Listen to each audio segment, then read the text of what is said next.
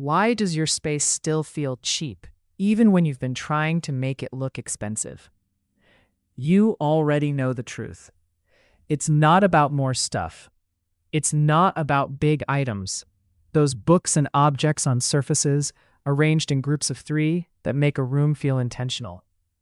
You've heard the rule that rich-looking spaces avoid visual clutter, and that larger, fewer accessories read more premium than lots of tiny pieces.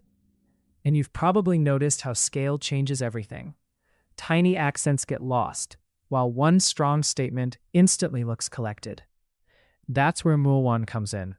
Ceramic and resin vases, modern statues, abstract resin showpieces, and antique-inspired decorative pieces that turn shelves, consoles, and corners into confident focal points. Choose a few bold forms, repeat your tones, and let every surface feel styled, without shouting, just quietly looking like you've always had taste.